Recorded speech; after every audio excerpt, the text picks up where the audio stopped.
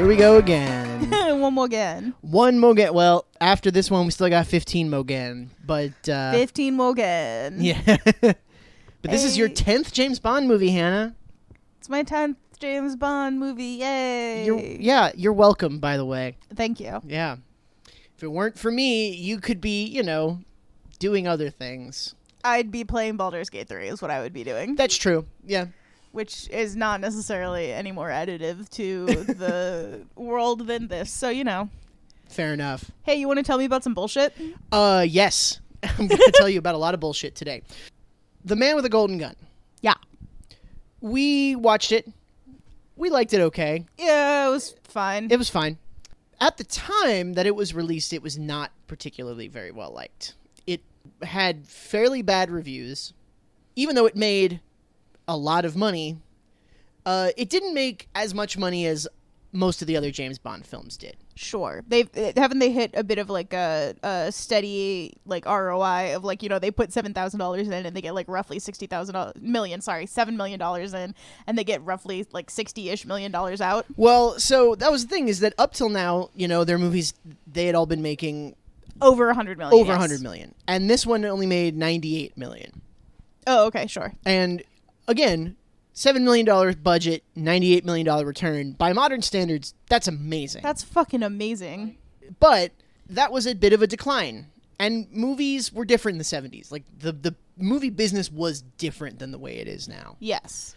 Not only that, but we haven't really talked a lot about the producers of these films, Albert Broccoli and Harry Saltzman. Yeah, those guys whose names always come up first. Yes.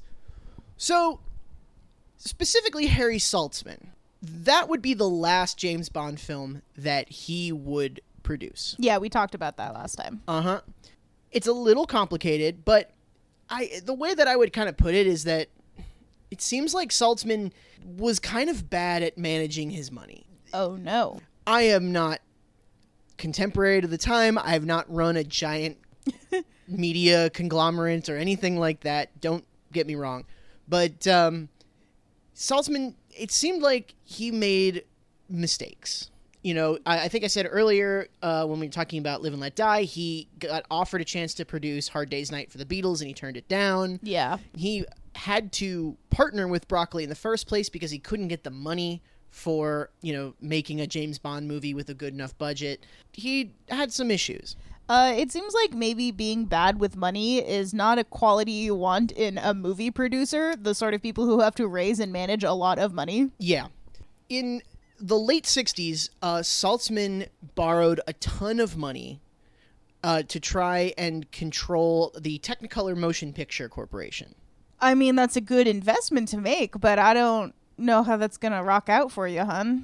Badly, actually. Yeah. Essentially, I'm not going to get too into the details, but Saltzman took it over, and in the 2 years that he kind of took it over, it like completely went down, and he defaulted on his interest payments. How? Yeah. Movies are making money hand over fist at this point. Like, what did he do?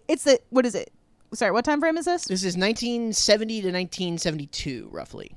He had in general, he had a bunch of side business projects that didn't really get off the ground. There were also some legal issues going on, which we'll get to. And essentially, Saltzman was like, I'm gonna sell my half of the rights to James Bond because I just don't have the money. I gotta pay stuff off. Also, apparently, his wife was sick at the time. He had, depression. He had to get out of it. Sure. He eventually would sell his half to United Artists, the distributor for the film. So they would actually be partners in producing it. Yeah, the way everything is United Artists now, yeah. Uh-huh. So that is kind of going on. So that's the start of the problems for this film. Is that there's a bunch of producer shit and, they don't have the same amount of money that they had been working with before. Yeah, the last one didn't do as well. Saltzman's out. There's all this producer stuff going on in the background. That's the first thing. The second thing is that when Broccoli and Saltzman bought the rights to James Bond, they bought the rights to not all of the books. They bought the Casino Royale was already sold. We talked about that one a little bit. Sure, yeah. They bought the rights to Spy Who Loved Me, but not the story, just the name. What? So, Spy Who Loved Me was the first book to come out after the first film came out. Okay. So, Thunderball came out, then the films came out, then Spy Who Loved Me came out right after that. It was kind of an experimental, book for Ian Fleming, and it got really bad reviews. And he kind of immediately was like, that was a terrible idea. Why did I do that? So, when he sold the rights, he was like, hey, don't do this story. you're not allowed to use this story. You can use the name, but you're not allowed to use anything from this story. So this would actually be the first totally original script. They're not basing this off of anything. Uh-oh. They brought in 8 different writers to do a treatment. Oh, no, that's bad. Yeah. They kind of liked some things from some and some from others, but they didn't like any one entirely. So this is kind of a mess already. They were envisioning a sort of back to basics James Bond. They were like, we're going to do Spectre, we're going to do Blofeld, we're going to throw out the dumb last 2 movies which are about drug dealers and a hitman. We're going to get back to the stuff that made us the pop culture sensation that James Bond is. We're going to do spy shit. Yeah, exactly. Like James Bond, the spy, he does spy shit. They went to Richard Maybaum, who wrote a lot of the old ones and has been a writer, for a lot of these James Bond films. And they were like, hey, take the 8 film treatments that already exist and kind of Frankenstein one that has all the stuff that we like. And he was like, you got it, Chief. And then they got their asses sued by Kevin McClory. Remember him? Yeah? That was the guy who helped write Thunderball with Ian Fleming. Oh, yeah. Yeah. The original deal that he made was that he could not make another film for 10 years. McClory couldn't? McClory could not make a film about the plot of Thunderball for 10 years. Okay. That came out in 65. Yeah. It's now 75. Uh-oh. It has been 10 years. And Kevin McClory's like, hey, I'm going to make a movie. And also, I'm going to protect my intellectual property by suing you because I invented Spectre and I invented Blofeld. Oh, no. Yeah. Oh, no. Oh, Ian Fleming, you dummy. Yeah, this kind of fucked them real bad. Oh, God. Jeez and Pete's. Yeah. We'll get back to that in a minute here. But also, they were having some trouble finding a director. Guy Hamilton was in talks to direct a film that would come out in the next couple of years. A little film that you may have heard of called Superman. Oh, okay, yeah. Yeah. So he actually didn't end up directing it, but he was talking about directing it, and so he was like, I'm not going to do James Bond. I'm going to do something else. Well, he's also done several James Bond movies at this point. Yeah, he's done, this was his 3rd one just recently. Yeah, if he bows out of the franchise, it's fine. Yeah, it's going to be quite all right.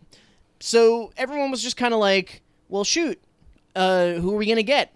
A big movie had come out just recently called Jaws. Ooh. With this young hotshot director named Steven Spielberg. Uh-huh. And Steven Spielberg went to Albert Broccoli and said, hey, man, I'll direct the next James Bond film. And Broccoli was like, nah. No. Nah. Oh, wow. So he was like, fine, I'll go do a movie called Close Encounters, Yeah. which we'll get into next time as well. Oh, really? Ooh, fun. Oh, yeah. I love that movie. It's a great movie, and it has a lot to do with the next one. So they were like, well, who else did an old James Bond film? Oh, Lewis Gilbert. He did You Only Live Twice. Let's get him back in. Oh. And Lewis Gilbert would bring on writer Christopher Wood.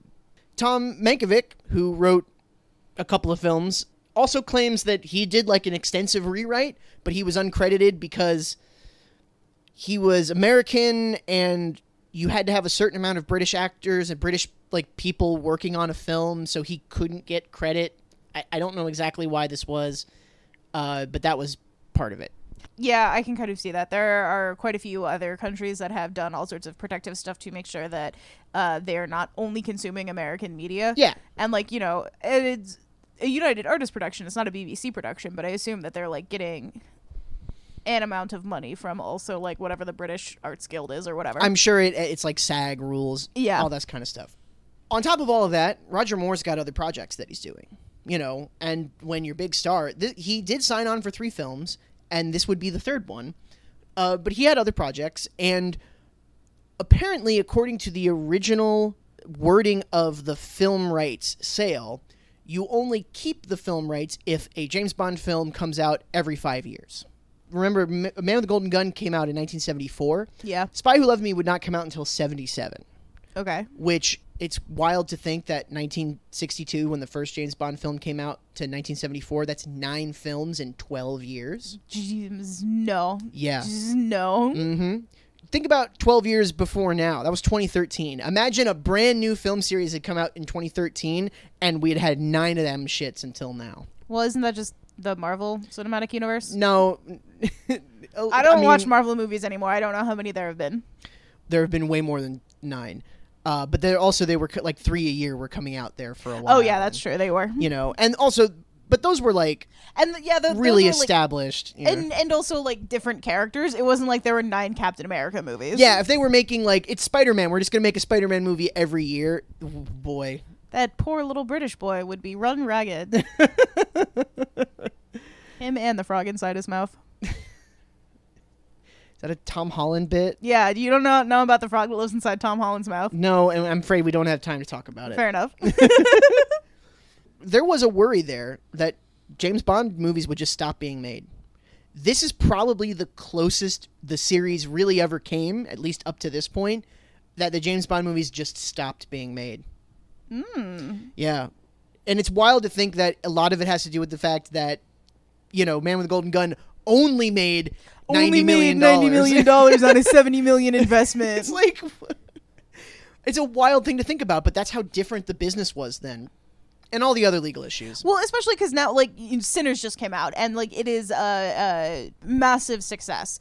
Yeah. But it had, like, I don't know, like, $60 million budget, and, like, it made $90 million opening weekend. Just opening weekend, yeah. Just opening. And there are, like, a bunch of think pieces that were like, is original movies dead? Do no one go to the movies anymore? Look at this horrible flop. Sit on a tack, you asshole. I mean, I get what they're saying, and I don't necessarily disagree with some of that, but when a film makes 1.5 times its budget in its opening weekend, that's a successful film. Yeah. Period, end of story.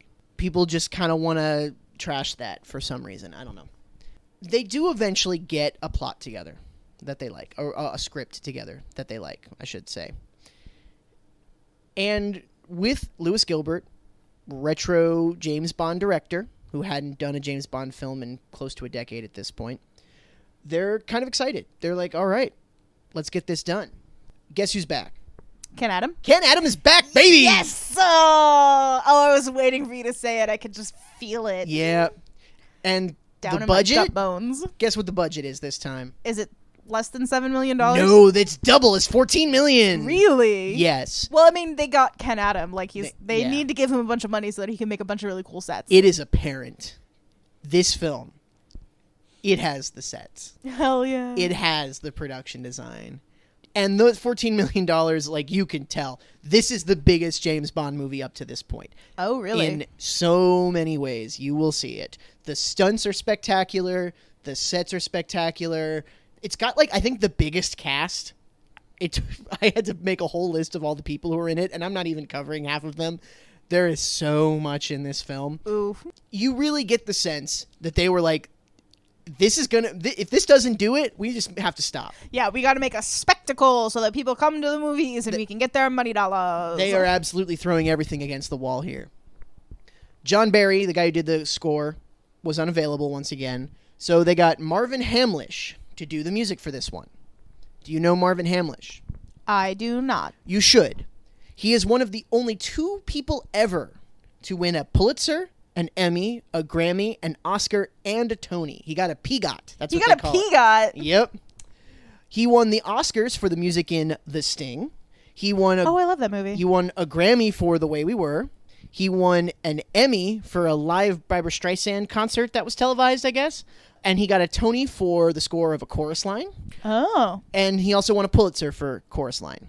So, cool. Yeah, that dude, royalty. Yeah. You know, Yeah, Broadway, movie, royalty, the dude knows what he's doing. He wrote the theme with his, at the time, girlfriend, Carol Bayer Sager. She also wrote a bunch of other successful pop songs for other artists. She co-wrote Don't Cry Out Loud with Peter Allen. She wrote Celine Dion's The Prayer with David Foster. I was going to say that name sounds familiar too. Yeah, that's a name that people have heard of. Here's another name you've heard of. Carly Simon. Oh. She sings this one. Hey. And I'm going to tell you right now, this might be my favorite James Bond theme. It's up there. Really? It's really good. It's very different from a lot of them, but it works really well. And I think, the Lulu thing we kind of talked about, where like Lulu, they kind of had her doing something that really wasn't her thing. Carly Simon, they think they lean into what Carly Simon's strengths are. They're like, we're going to make this a little quieter, a little more, like intimate. And it really works for the film. It works for the theme of the movie. I think it's going to be pretty good, actually. Cool. I'm excited now. Maybe one other thing that'll make you kind of excited. I think that this movie has the first really actually pretty good female character in a James Bond movie. Ooh. Yeah, aside from Moneypenny, everyone loves Moneypenny. Moneypenny rules. But as far as like a Bond girl goes, Agent XXX. No. Yeah, I know. Immediately no. Just immediately no. That's not her name. No, it's Anya Amasova, I believe. She's Russian. Of course. But that's her, her moniker is James Agent Bond is XXX. 007. She's Agent XXX. But legitimately, my recollection of this film, this was one of my favorites as a kid, and I watched it a lot. I think she's pretty good as a character. Cool. Let's see. All right. Ba-dum, ba-dum.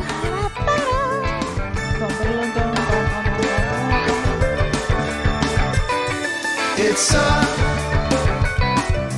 such a sunny day, such a sunny day, such a sunny day to waste away.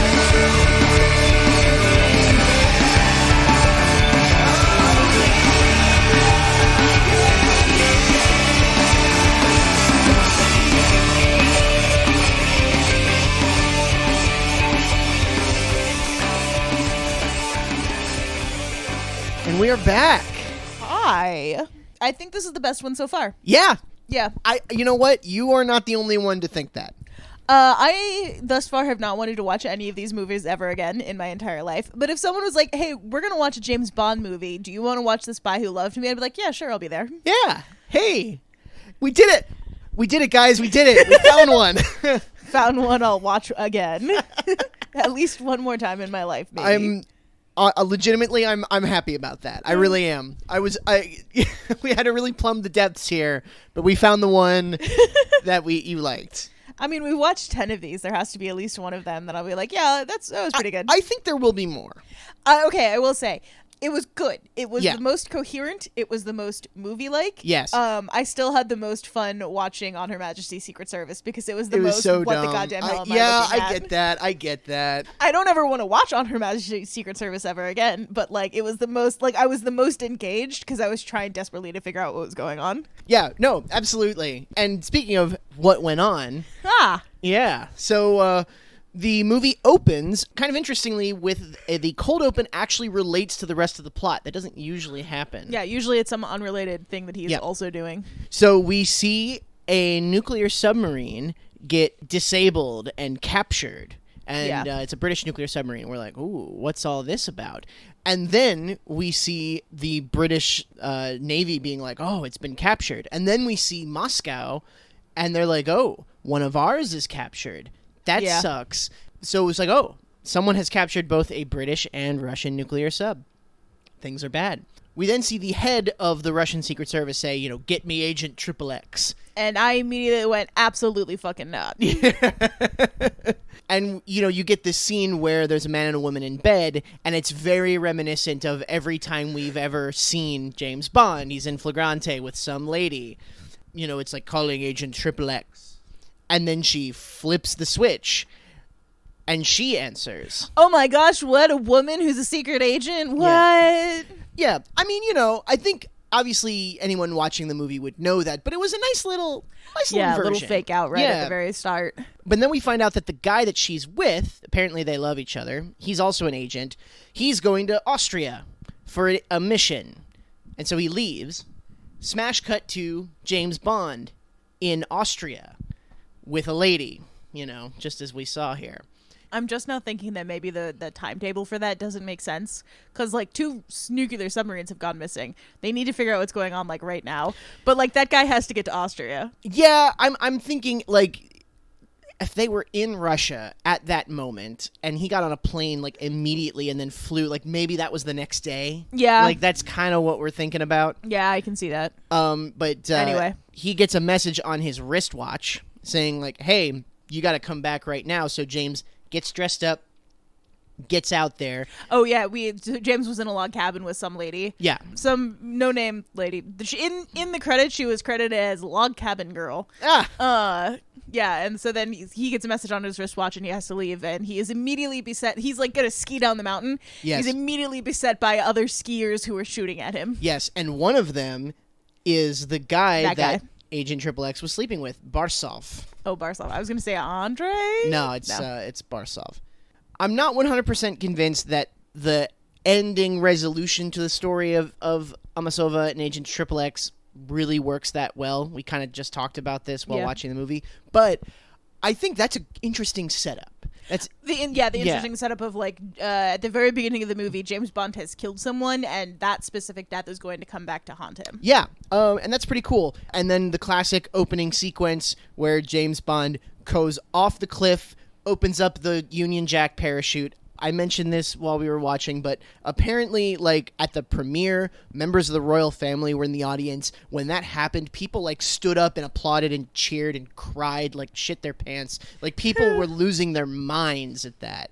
And I get it. Like, you know, it's a pretty badass moment. It's a pretty badass moment. It's a pretty specifically British moment, too, Yeah. so... Mm-hmm. And then we get into the theme song, which I really like. I liked the theme song, too. Yeah. While we were watching... So, like, every single time that there is a James Bond opening, there are a bunch of naked ladies doing, like, very slow, not quite dancing. They're just kind of moving in ways and showing off their naked forms. Yes. And in this one, there are a bunch of, like...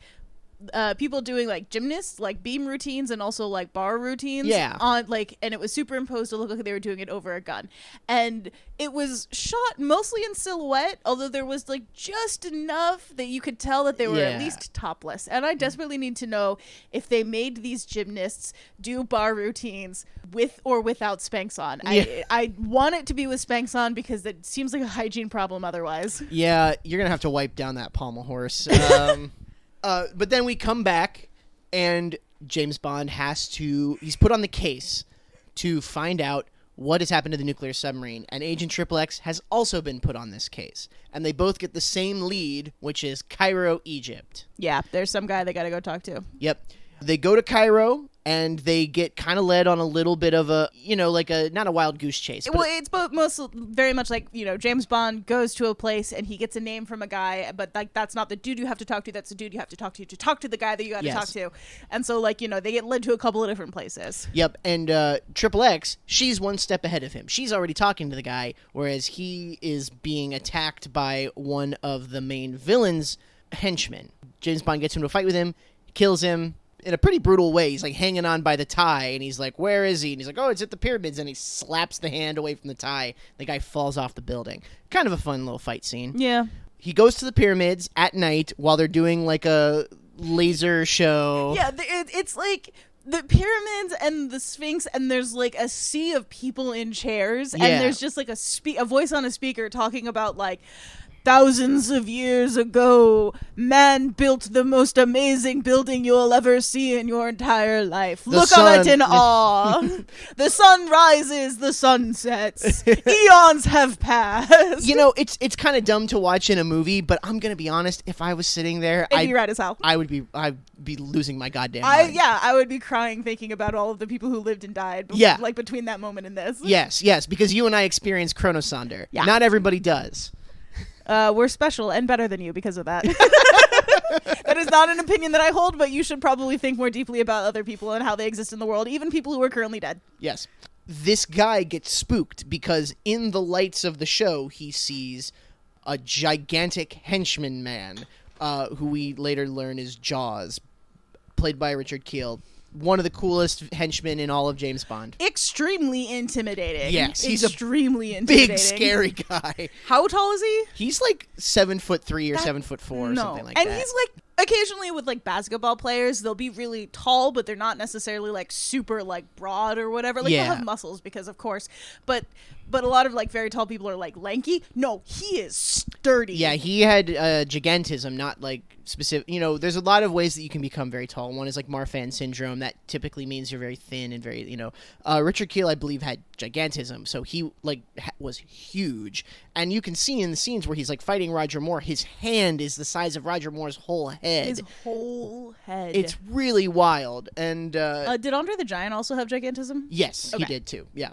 So this guy kills the contact that James Bond and Anya Amasova, the Russian agent, needed to talk to By biting him. by biting him with his metal teeth. That's And, why like, he's called Jaws. Vampire media has trained me to expect when someone gets bitten in the neck, there's just like a spray of blood. Yeah, no. But like we're not doing that here. No, there's just a little bit of blood pooling there, which is probably more realistic. I wonder if it's not so much that also like he like bit like out his jugular or whatever, but just like he bit him so hard he like snapped his neck. Yeah, maybe so. Entirely possible. Okay, I'm immediately recounting this in my head. That's what happened. Yeah, sure. You can, You fine. can think whatever you want in the secrecy of your own head. It's fine. Yeah, go right ahead. After this, James Bond finds in this guy's pocket a contact for the head guy that he needs to talk to. Max something or other. Yeah, Max Kalba. And so he goes to the club that Max Kalba owns, and then who is there but Agent Triple X, Anya. She's already there. She's there, a little bit after him. Oh. And then they have a fun little scene where they're sitting at the bar, and they order each other's drinks because they know so much about each other that they already, like, know what they like, and they talk about, like, each other's... Yeah, Anya's like, you came up through the Navy, blah, blah, blah. One wife, deceased, and he's, like, immediately like, no, don't go there. Yeah. And she's like, oh, are you sensitive? He's like, about some things. Mm-hmm. Which is kind of a fun little scene there. Yeah. And then they both go and talk to the guy who's going to sell them the microfilm for the way to detect the nuclear submarine. So the way that the bad guy is able to capture the nuclear submarines is he has a way to detect them. Yeah. And they found out that the way to detect the submarines is being sold. Yes. And so this is how they're getting into contact. So Yeah. that's the MacGuffin that they're trying to get in, like, the first third of the movie. Yeah. It's not a MacGuffin. It has a specific purpose. Sure. While there, that guy gets killed by Jaws. And so... This is a huge cast, and by the end, most of them are dead. Yeah, almost all of them. So they get into the truck that Jaws drove to get there, thinking that they're sneaking onto it, but Jaws knows they're both on it the whole time. He drives them out to, like... in the middle of the desert, there's a Egyptian ruin. I should look it up, because that's a famous one. It's the one with all the columns.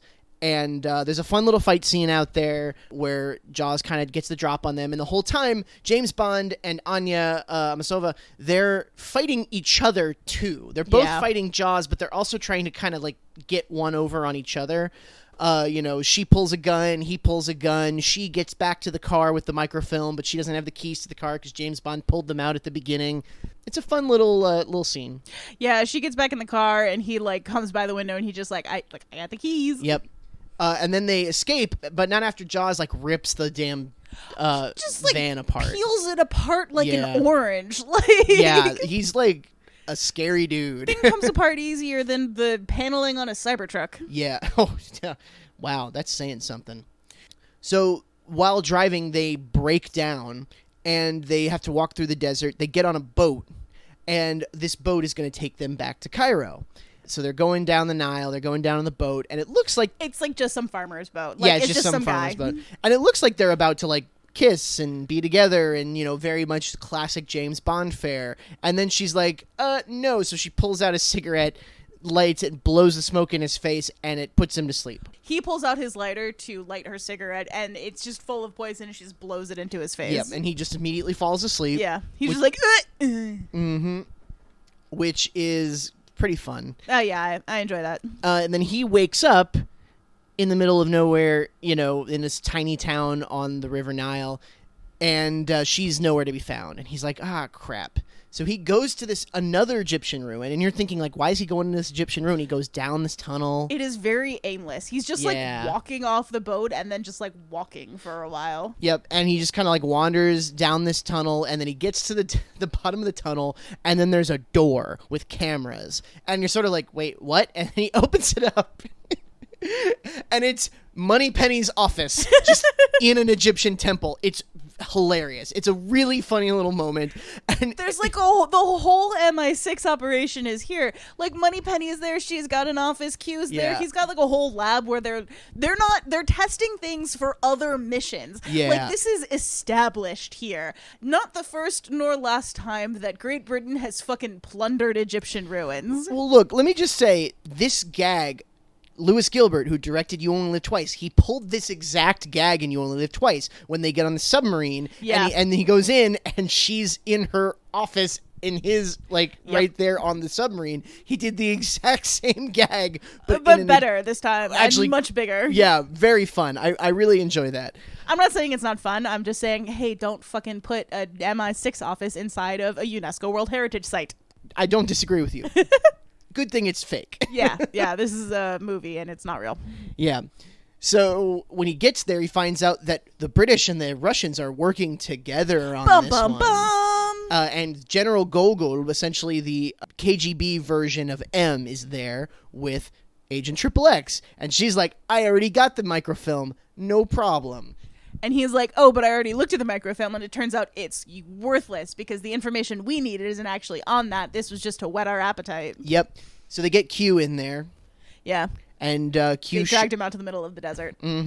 Q shows them the microfilm and gives them some information on it, and using that, they deduce that it is Stromberg Laboratories. Oh, yeah, there was just, like, when they took the picture on the microfilm, there was, Yeah. like, a teeny tiny little piece of a logo that was sticking out, like, a little bit from behind the thing. Yeah. And, like, that's how they figured out it's Stromberg Laboratories. Yep, and so now James Bond and Anya Amasova must go undercover in Sardinia as husband and wife, and apparently James Bond is a marine biologist. And they get an audience with Carl Stromberg for Who's a some famed marine biologist. Yeah. Yeah. They never say why James Bond is there to talk to him. Like what his mission. Because, you know, when they did On Her Majesty's Secret Service, he went to the place, but he was like, you know, famous. He was pretending to be like a famous family genealogy expert. yeah, like a heraldry guy. Right. They never establish what he's just like also a marine biologist. Yeah, he's like, oh, I'm going to come here and look at your fish for 5 minutes Yeah. and then go home. It just seems really odd.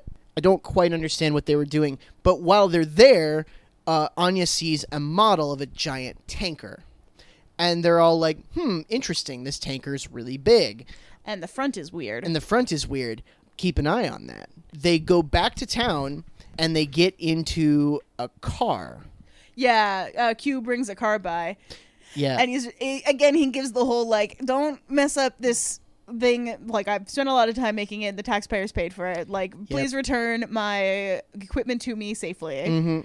They get into it, and while they're driving it away from the port or whatever, they get attacked by all of Stromberg's henchmen. They get attacked by Jaws. They get attacked by Naomi, the woman who helped. Oh, yeah, who led Anya around on the base. Yep, exactly. She's the helicopter pilot. There's like a motorcycle with a sidecar torpedo that follows them. That was very good. Yeah, it's a fun little car chase scene, and it ends with them driving the car off of a pier, and it turns out it's a submarine car. Hey, it can go underwater. Good job. Yeah. Fun gadget. Yeah, it's pretty cool. And then there's, like, a bit of an underwater fight, too, where, like, Yeah. James Bond blows a couple of dudes up, so. Yeah, and the submersible. After doing that, they find out, like, it turns out that giant tanker has not had any ports of call. That's weird. So they get an American sub to help them check out this tanker. And then it turns out that the tanker is capturing the submarines. What? Yeah. That's why the front looks so weird. Do you remember that from before? We skipped one thing. In between here, Anya finds out that James Bond is the one who killed Barsov. Yes. And she's like, hey, we're going to finish this mission, but as soon as it's done, I'm going to kill you. And, you know, because you killed the man that I loved. And, you know, they had had sex up to this point. They had kind of been getting close. You know, they fought Jaws on a train. But at this moment, they're now like, she's like, I don't want to be with you anymore. Like I'm going to kill you now. Yeah. You know, they get on the submarine. They do their thing. They get captured. And then on the big tanker, the bad guy, Carl Stromberg, he sends the nuclear submarines out under his control, And the idea is that they are going to destroy like Moscow and New York, which is going to essentially cause World War III. It's going to cause a nuclear war that's going to kill all life on the surface, and that he can live in his giant underwater base called Atlantis, which is really cool. It's a great set. It's a great miniature. Ken Adam, you fucking outdid yourself, my man. Holy shit. And he's going to live on the seafloor with only men and no women. Yeah, okay, so this is a question that I have. He was trying to start World War III and kill life on the surface, and but he was also saying that the only way forward for humanity is for us to take to the sea. Hello, friends. If anybody ever says to you that we have to take to the sea, don't listen to them. They're probably a libertarian and real dumb. Seasteading doesn't work. It never has. Don't believe them. But aside from that, does he want to create an Eden under the waves, or does he just want everyone to die and then he can live out the rest of his life looking at fish? Yeah, it's not very clear. I would say maybe one of the big weaknesses, and I don't think it's the actor's fault, No. is the villain sort of...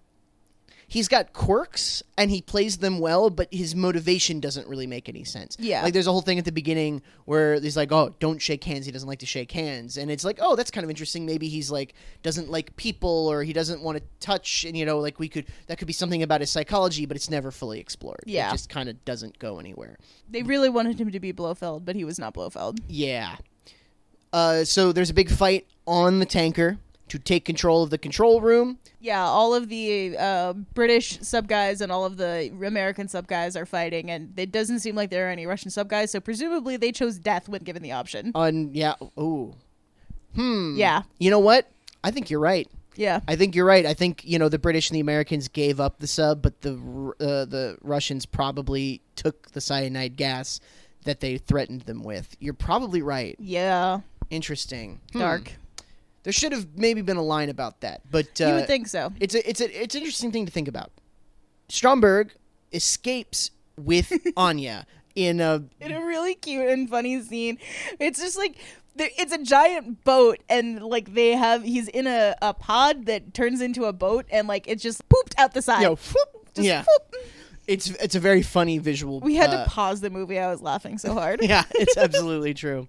But James Bond and these guys, they fit like plastic explosives on this like detonator. It blows the shield to the operations room, and then they storm through. They are able to reprogram the targeting for the submarines so that the two nuclear submarines shoot nuclear missiles at each other instead of the two cities, and the day is saved. But now there's an order to destroy Stromberg's base, Atlantis. And oh no, Anya is still on there. Yep, and so James Bond is like, if you give me an hour, I'm going to go and I'll save her. And he's like, all right, I'll give you an hour. So he goes on there, and he has the tense standoff with the villain. The villain presses the button to open up the chute that's going to drop him into the shark tank, but he evades it. He knows it's coming, and it doesn't work. So then he pulls the gun on him. Stromberg tries to shoot him. It doesn't work. He has so they're sitting in this very luxurious, very old European room. There's lots of there's paintings on the wall that go up and down to reveal sea life and windows and that kind of stuff. There's this giant table. Motherfucker got to be 60 feet long. Oh, right? Yeah. Stromberg's at one end, Bond's at the other, and he's like, sit down, and you're immediately like, Bond, don't sit down, you dummy. Of course he's got a gun under the table, and in fact he does have a gun under the table. It shoots a torpedo, and it has a tube the entire 60-foot length of the table. Yep. It's a little silly. It's very silly, but it misses James Bond somehow, and James Bond then puts the end of his gun into it and shoots him a couple of times. In the dick, basically. Presumably. Yep. Killing him. Then James Bond has a final encounter with Jaws, where he turns on the magnet, having Jaws' metal teeth stuck to it, and then dropping him into the shark tank. And, there's kind of a funny thing where you're like, the shark's gonna eat Jaws. But no, Jaws eats the shark. He bites the shark. What? Yeah, it's pretty fun. Yeah, Jaws swims away at the end. Where to? Who knows? Mm-hmm. Off into future franchises, probably. Yeah, he's gonna be in at least one more movie. Hey. And then James Bond saves Anya. They get onto the escape pod, which is this cozy little It looks like the inside of the genie bottle from My Dream of Genie. Oh yeah, it's all white satin. And he pulls the Dom Perignon 52 that's on ice, and he's just like, oh, well, he couldn't have been all bad. And he turns to Anya, and Anya's got a gun on him. And Anya's like, I'm still going to kill you, James. The mission is over, and now I'm going to kill you. And I think a better movie, and I like this movie, a better movie would say, okay, James, look, I still want to kill you because you killed the man I loved, but you saved my life, so we'll call it even. Like, yeah.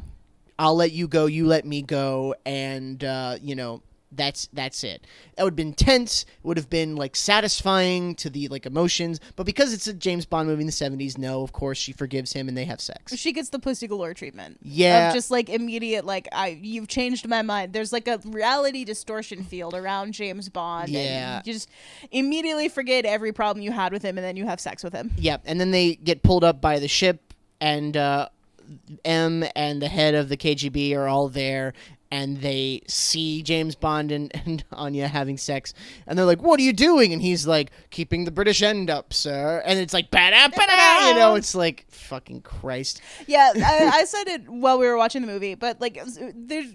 People talk a lot about Arnold Schwarzenegger having, like, being the king of, like, action one-liners. No, it's James Bond. Yeah, especially, like, Roger Moore James Bond. There are so many, like, little quips and goofs and gags in this movie. At one point, like, when he's at the club, the guy gets called over to take a phone call, and Yeah. Jaws kills him there in, like, the phone booth, and James Bond runs over and sees him, sees that he's dead, and puts an out-of-order sign on his chest and then runs off after Jaws. Yeah, little, like, funny little visual gags. Like, it's just weird, but, pretty good. Yeah, again, I had a good time. I did too. Anya, Yeah. in this movie, is played by an actress named Barbara Bach. She's American. She did not have a very strong accent, so. No, although I will say, well, this probably makes sense. She's American, but she was mostly in Italian film. Like, she was mostly known for doing, like, Italian horror films. Yeah, that makes sense. That is a Yeah. face meant to scream. Yes. She was in one called Black Belly of the Tarantula, which actually was with two other Bond girls. What? Yeah, it's called Black Belly of the Tarantula, with two other Bond girls, including Claudine Auger, who was Domino in Thunderball. Rad. Yeah. But perhaps the thing she's probably most known for, aside from this film, is that in 1981, she did a film called Caveman. Oh, yeah. Caveman is a famously bad film, but who starred in that film aside from her was a guy named Richard Starkey, a.k.a. Ringo Starr. The two of them got married. She is to this day married to Ringo Starr. Oh, fuck, good for her. Yeah. Oh, that's so sweet. They did great. Yeah, they're still together. Karl Stromberg was played by a German actor named Kurt Jürgens. What a great name. Great German name. So he's from Germany, and he was an actor through the 40s and did films during the war, but eventually he got sent to a labor camp because he was not a fan of Nazis. Oh, He- that sucks, but good for him. Yeah, he was like, fuck this Nazi shit, I'm done with it. But he got sent to a labor camp, and after the war was over, he actually moved to Austria because he was like, I'm changing my country of citizenship or whatever. Yeah, you guys suck, I'm leaving. Yeah. He's done tons of European film. Jaws, played by Richard Kiel. I love Richard Kiel as an actor. He's probably the most recognizable henchman in James Bond history, aside from maybe, like, Odd Job. Like, man, Jaws is great. Richard Kiel, he was 7'2", is what I actually have here. He was known for doing monster movies. Not only did he monster movies, he did 3 MST3K monster movies. Yeah. He did Ega, he did The Phantom Planet, and he did The Human Duplicators. We actually just watched The Human Duplicators recently. He was actually in 2 other films with Barbara Bach, other monster films, Yeah. kind of low budget. He also did a ton of TV. He was the alien in the To Serve Man Twilight Zone episode. I just saw that. Yeah. I love that episode. It's one of the best ones. He's fantastic. More younger audiences might remember Happy Gilmore. He's Mr. Larson in Happy Gilmore.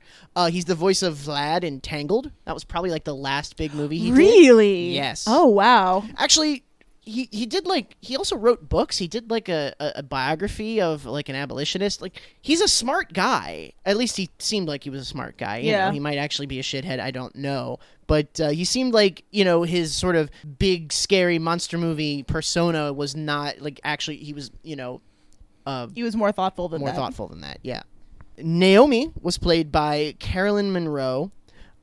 She did a bunch of Hammer horror. She did The Golden Voyage of Sinbad, famous film back then. She had a small role in the Casino Royale movie that we talked about in 1967. She turned down a role in that Superman movie that would be coming out here in a few years to be in this. Was she supposed to be what's her face? Superman's girlfriend. No, she was not supposed to be Lois Lane. She Couldn't was remember supposed that. to be the three Kryptonians, like the evil ones. She was one of those supposed to be guys. the lady one. Yeah. Whose name I forget. She is yet another Red Letter Media Best of the Worst alumni because she was in Slaughter High. Hey. Yeah.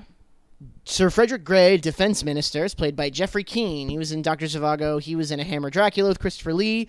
This character will return in later movies, as does Jaws. In fact, it's kind of a running theme that like 5 or 6 characters introduced in this film are gonna be in multiple James Bond films after this. Well, I mean, they had a huge cast. It was, yeah, absolutely. I'm kind of surprised they didn't have Felix on the American sub. Yeah.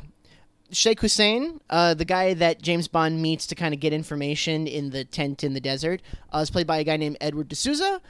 He was in a few Hammer films as well. He was also in the only Doctor Who episode that didn't have the Doctor in it. Oh. Probably the most recent film that he was in that people really know about is he was in The Golden Compass. He was one of the head government guys in the, the council or whatever. I didn't see Golden Compass. I don't really know anything about it. Golden Compass, the movie or the Netflix series? The movie. Okay. Yeah. Captain Benson was played by George Baker. He was Sir Hilary Bray in the On Her Majesty's Secret Service, the heraldry guy that we just talked about a little bit ago. He was also Tiberius in I, Claudius. Guys, you gotta see I, Claudius. Have you seen I, Claudius? not. Hannah, we're gonna do an episode on I, Claudius. Sure. Because I, Claudius is amazing. I, Claudius is just ancient Roman Game of Thrones. It's so good. We gotta watch it. General Gogol is played by a guy named Walter Gotell. He actually had a small part in From Russia with Love. A German actor who fled Germany in the 1930s. Yeah. Yep. He played a bunch of Nazis on film and TV, and this character will also be back. Max Kalaba was played by a guy named Vernon Dopchev. He was in Fiddler on the Roof, Day of the Jackal, Murder on the Orient Express, and The Last Crusade. Jesus Christ. Tons of TV. He was working as late as 2020. Wow, really? Yeah. Wow. Sergei Barsov, the agent that Triple X is sleeping with at the beginning, the one that James Bond kills. Yeah, the guy who's in 2 minutes of the movie. Yes.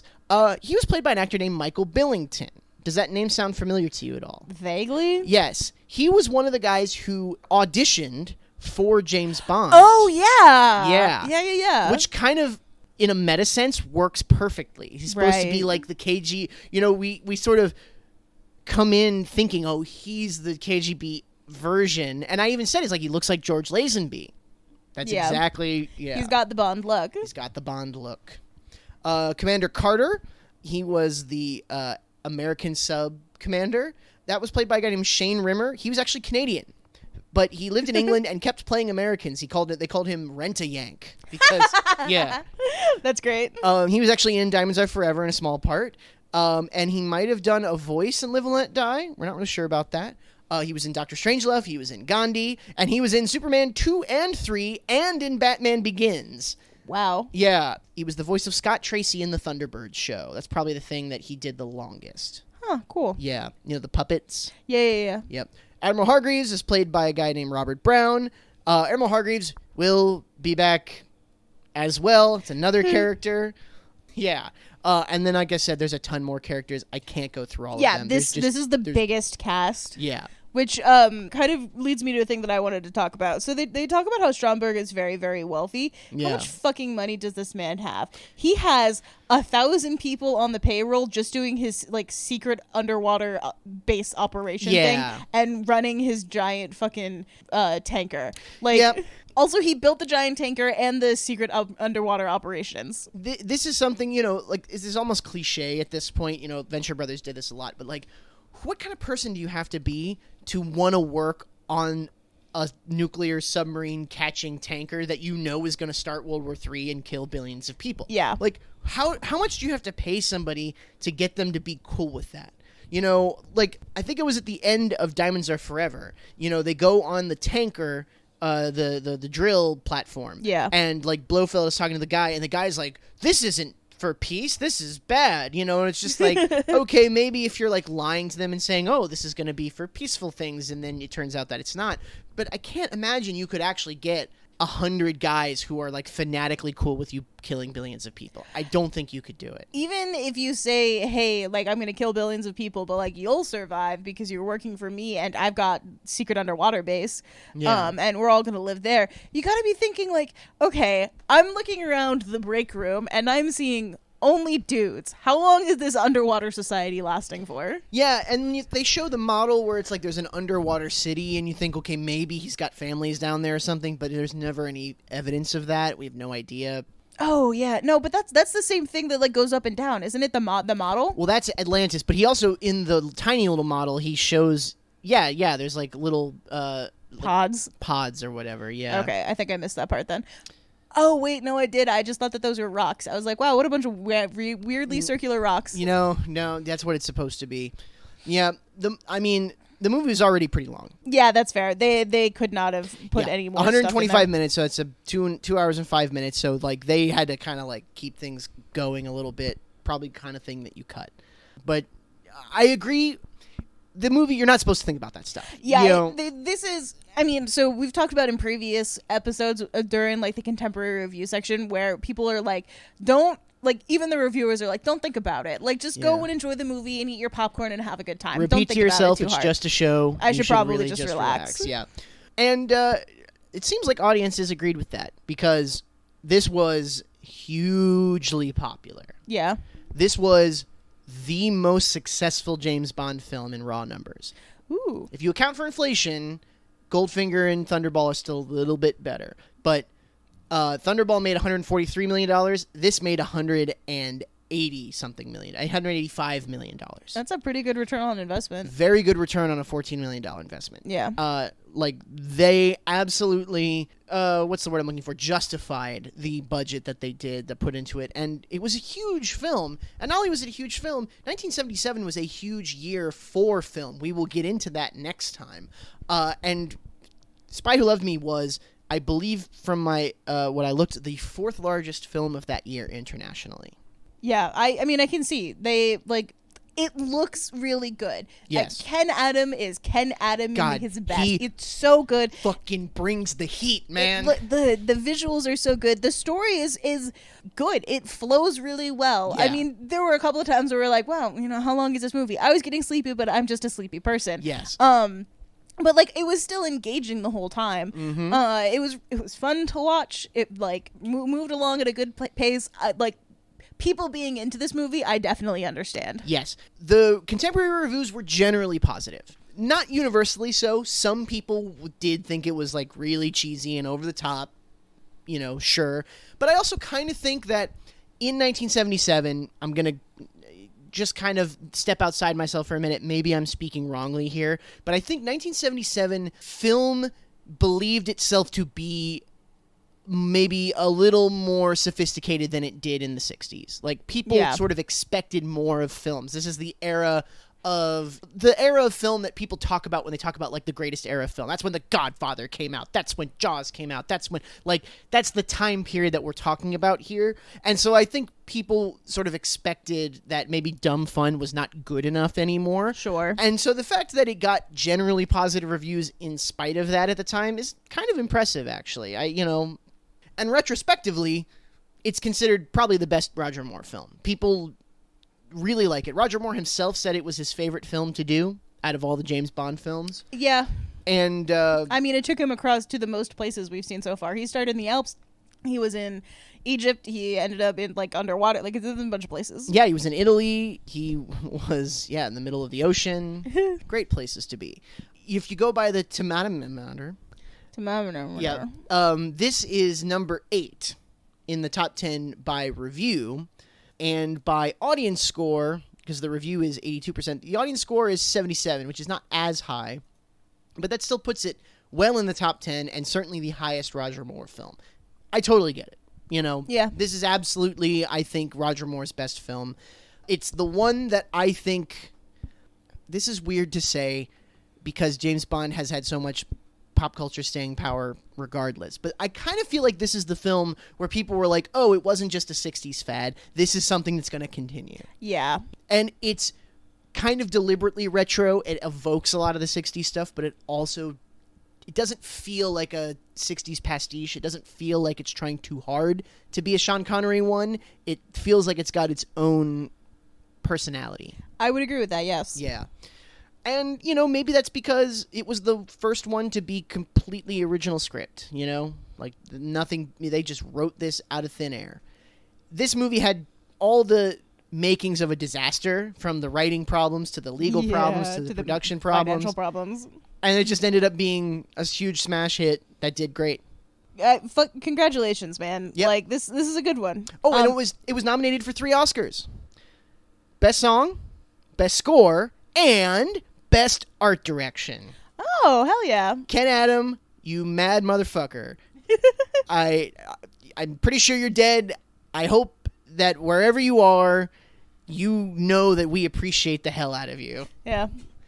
Lounging somewhere in heaven in a mid-century modern talking pit. Conversation pit, that's what it's called. Yeah, in a conversation pit. With high ceilings and like a globe chandelier above you.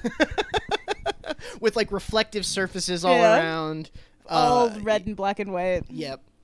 God bless. So do you think this is your number one? This might be my number one, yeah. Yeah. I had a lot of fun watching On Her Majesty's Secret Service. I don't want to watch it again. Yeah. Again, if someone's like, hey, we're watching a Bond movie, it's this one, I'd be like, yeah, I'll watch that again.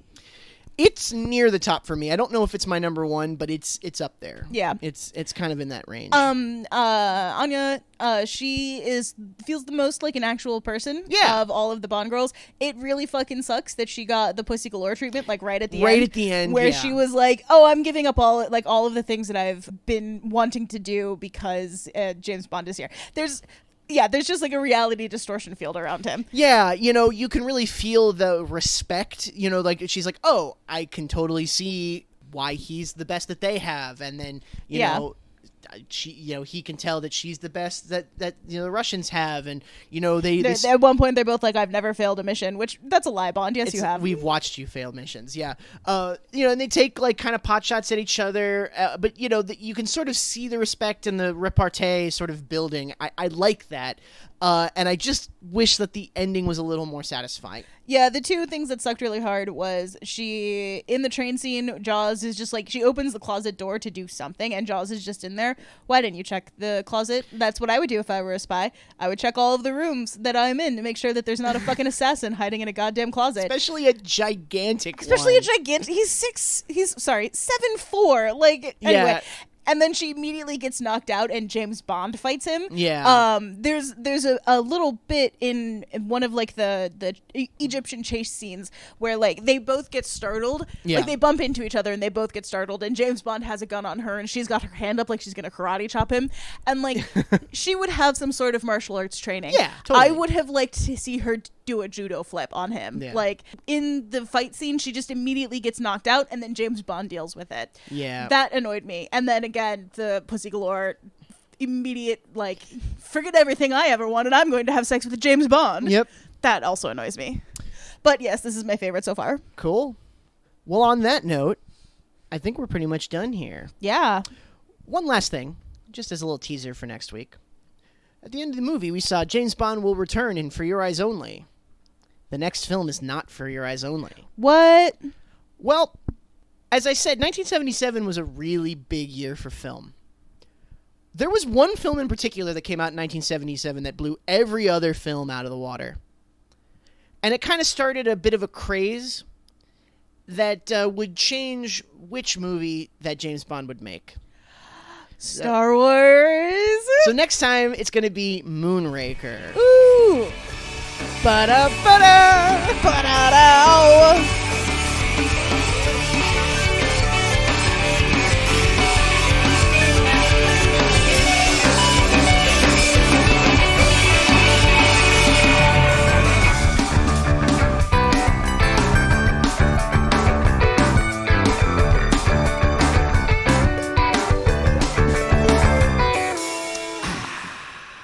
Thanks for listening. You can find us at mythingyourthing.com or at mythingyourthingpod on social media.